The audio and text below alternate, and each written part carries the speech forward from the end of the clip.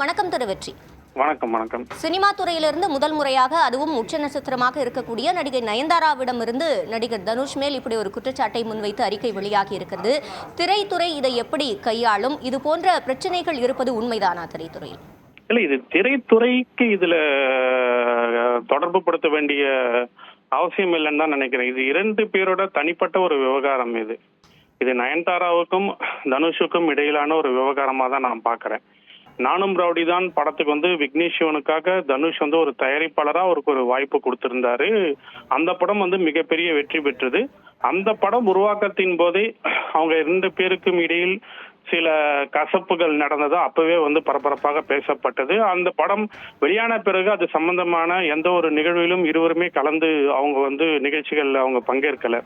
இன்னை வரைக்குமே அந்த படத்தோட பாடல்கள் ஆகட்டும், அந்த படம் சொன்ன காதல் ஆகட்டும், அந்த படத்துல இருந்த விஷயங்களாகட்டும், அது ஒரு தயாரிப்பாளரா தனுஷுக்கும் ஒரு பெரிய வெற்றியை கொடுத்தது. அந்த படத்துல நாயகனா நடிச்ச விஜய் சேதுபதிக்கும் வெற்றியை கொடுத்தது.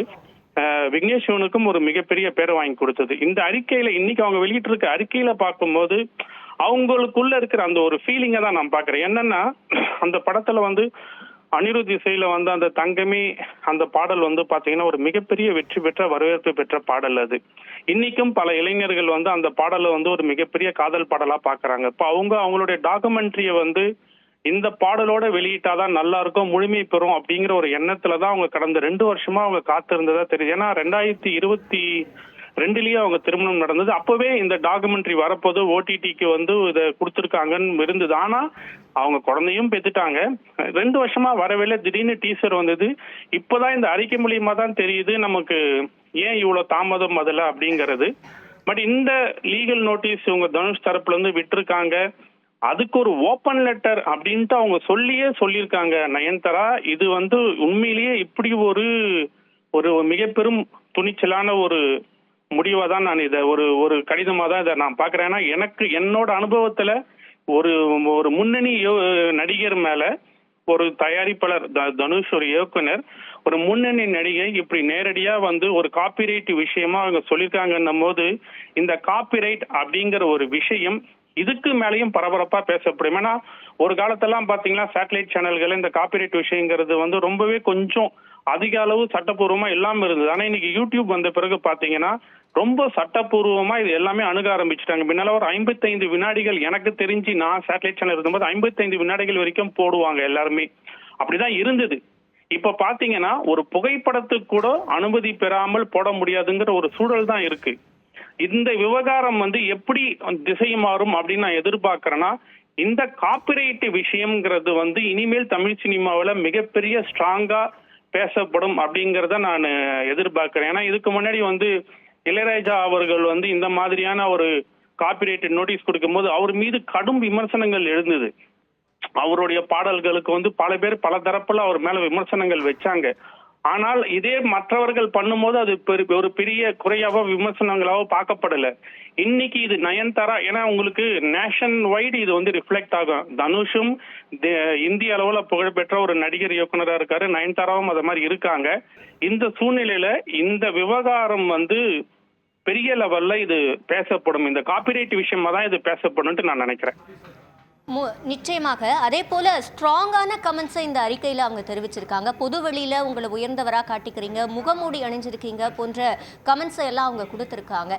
இதை நடிகர் தனுஷ் எப்படி கையாள்வார்? அவர் தரப்புல இருந்து பதில் அறிக்கை வெளிவரும்னு நாம எதிர்பார்க்க முடியும். இல்ல, கண்டிப்பா வருங்க. ஏன்னா நான் அறிக்கையை படிச்சேன், உடனே முழுசாவே படிச்சுட்டு ஒண்ணுக்கு நான் 2 முறையும் படிச்சேன். ஏன்னா ஒரு நயன்தாரா கிட்ட இருந்து இப்படி ஒரு அறிக்கை அப்படிங்கிறது எனக்கு உண்மையை பொறுத்த வரைக்கும் ஒரு அதிர்ச்சிகரமா தான் இருந்தது. வார்த்தைகள்லாம் ஒவ்வொரு வரிகளையும் சில வார்த்தைகளையும் ரொம்ப உன்னிப்பா, எனக்கு தெரிஞ்ச அவங்க இதை எழுதியிருக்க வாய்ப்பு இல்லை, அவங்க சொல்லியிருக்கலாம். இத மாதிரி உணர்வுகளை வெளிப்படுத்திக்கலாம், இப்படி இருக்கணும் அப்படி இருக்கணும்னு சொல்லியிருக்கிறான். ஒரு விக்னேஷ் சிவன் இதை எழுதியிருக்க வாய்ப்புகள் அதிகம். ஏன்னா ஒரு இயக்குனர், கதையாசிரியர், திரைக்கதை ஆசிரியர், அவங்க 2 பேருமே டிஸ்கஸ் பண்ணி 2 பேருமே சேர்ந்து எழுதியிருக்கலாம். நயன்தாரா பேர்ல இந்த அறிக்கை வந்திருக்கலாம். ஏன்னா ஒவ்வொரு வரியும் பாத்தீங்கன்னா ஆரம்பம் முதல் கடைசி வரை ரொம்பவே ஒரு என்ன சொல்றது, இப்படி கொடுத்திருக்காங்களோ அப்படின்ட்டு இது இண்டஸ்ட்ரியிலேயே ஒரு ஷாக்கிங்கா தான் இருக்கும். அந்த லெட்டர்ல அவங்க பயன்படுத்தி இருக்கிற வார்த்தைகளை சொல்ல வரேன் நானு. நிச்சயமா யாரும் எதிர்பார்க்க மாட்டாங்க. இன்னைக்கு ஒரு மிகப்பெரிய முன்னணி நடிகரா, இந்திய லெவல்ல முன்னணி நடிகரா இருக்கக்கூடிய தனுஷ் தேசிய விருதுகள் பெற்றவர், 2 முறை தேசிய விருதுகள் பெற்றவர்.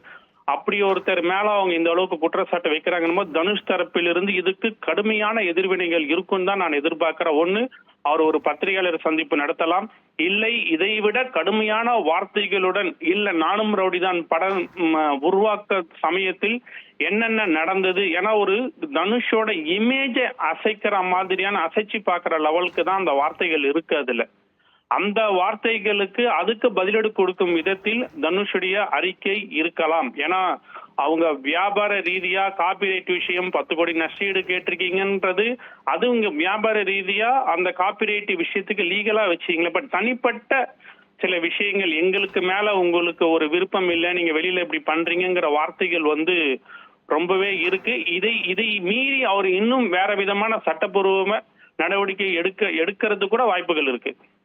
அதே மாதிரி தனுஷோட நெருங்கிய நட்பு வட்டாரத்தில் இருந்த சிவகார்த்திகேயன், அனிருத் உள்ளிட்டவர்கள் கூட அவர்கிட்ட இருந்து இப்ப விலகி இருக்கிறது மாதிரியான தோற்றம் தான் இருக்கு. இது கூட நாம ஒப்பிட்டு பார்க்க முடியுமா? இல்லங்க, நீங்க சினிமாவில் அப்படிலாம் பார்க்க முடியாது. ஒரு கட்டத்துல பாத்தீங்கன்னா ஜிவி பிரகாஷ் நடிக்க வரும்போது ஜிவி பிரகாஷ் மேல நடிக்க வந்ததால தனுஷ் அவர் மேல கடுப்புல இருக்கிறாரு, அவர் மேல கோபத்துல இருக்கிறாரு, பொறாமையில இருக்காருலாம் ஒரு பேச்சுக்கள் வந்தது. ஆனா அடுத்தடுத்து ஜிவி பிரகாஷ் தனுஷும் இருவரும் இணைந்தே பயணிக்கிறாங்க. இப்போ அவருடைய 2 படங்களுக்குமே, இப்ப இயக்கிட்டு இருக்கிற 2 படங்களுக்குமே ஜிவி பிரகாஷ் தான் இசை. சினிமாவை பொறுத்த வரைக்கும் இந்த மாதிரியான விஷயங்கள் அப்பப்ப ஏதாவது பேசப்பட்டுக்கிட்டே இருக்கும். இது சகஜம். உள்ளுக்குள்ள ஏதாவது விஷயங்கள் இருக்கும், ஆனால் வெளியே வராது. நிறைய இத மாதிரி பாத்தீங்கன்னா ஒருத்தருக்கு ஒருத்தர் மனஸ்தாபம் அப்படிங்கிறது சினிமாவுல நடிகர்களுக்குள்ள இருந்திருக்கு, இயக்குநர்களுக்குள்ள இருந்திருக்கு, தயாரிப்பாளர் இயக்குநர்கள் பல பேர் பலதரப்பட்ட மக்கள் கிட்ட சினிமாவில் இருக்கவங்களுக்கு இருந்திருக்கு. ஆனால் வெளிப்படையா நேருக்கு நேர் உங்களுக்கு அவங்க பாத்தீங்கன்னா அவங்க லெட்டருக்கு அவங்க தலைப்பேச்சு அனுப்புறதே பாத்தீங்கன்னா ஓபன் லெட்டர் டு டீன் கொடுத்திருக்கிறாங்க. எனக்கு அதுதான் நான் ஆரம்பத்திலே சொன்னேன், எப்படி ஒரு ஓபன் லெட்டர் அப்படிங்கிறது தமிழ் சினிமா இண்டஸ்ட்ரியில இதுவரைக்கும் என்னோட அனுபவத்துக்கு யாரும் கொடுத்தது இல்லை. நிச்சயமா இது ஒரு ஃபைனலா வேணா திரைத்துறையில இது சார்ந்து இவங்களுக்கு சப்போர்ட் அவங்களுக்கு சப்போர்ட்னு இது வேற விதமான ஒரு ஒரு சர்ச்சையை நோக்கியோ சண்டையை நோக்கியோ கொண்டு போறதுக்கு வாய்ப்புகள் இருக்கு. இணைப்பில் கருத்துக்களை பதிவு செய்தமைக்கு நன்றி திருவெற்றி.